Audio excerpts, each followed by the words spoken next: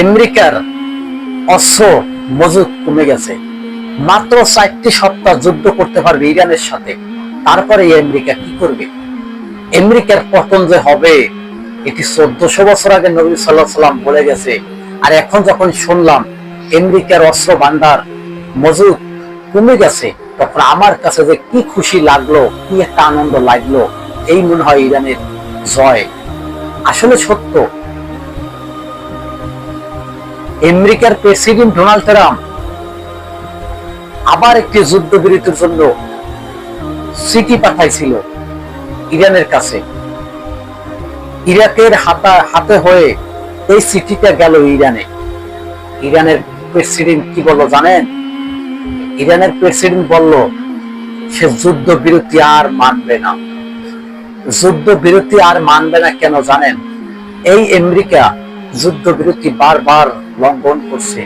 এখন ইরান ওদেরকে কোনো বাহিনী বিশ্বাস করে না। ইরান সর্বস্ব যুদ্ধ চালিয়ে যাওয়ার ঘোষণা দিছে। আর এই যুদ্ধ এমন ভাবে ছড়িয়ে ছিটিয়ে পড়ছে, ডোনাল্ড ট্রাম্প যুদ্ধ থেকে সরে যাইতে পারতেছে না। ডোনাল্ড ট্রাম্প যদি যুদ্ধ থেকে যদি আমেরিকা পিছে সরে যায়, তবে মনে করবেন যে বিশ্বের ভিতরে সুপার পাওয়ার একটি রাষ্ট্র হবে ইরান। এই ইরান এখন বিশ্বের ভিতরে সুপার পাওয়ার রাষ্ট্র হতে চলেছে। দর্শক, বাস্তবতার সাথে আপনাদের সাথে একটি কথা বলতে চাই।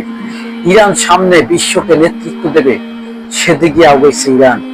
যেখানে আমেরিকার অস্ত্র ভান্ডার শেষ হয়ে গেছে, অস্ত্রের মজুত আর নাই।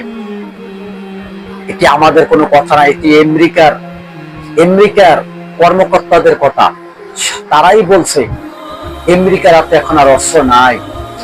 4টি সপ্তাহ যুদ্ধ করতে পারবে। 4 সপ্তাহ যুদ্ধ করার পরে কি করবে?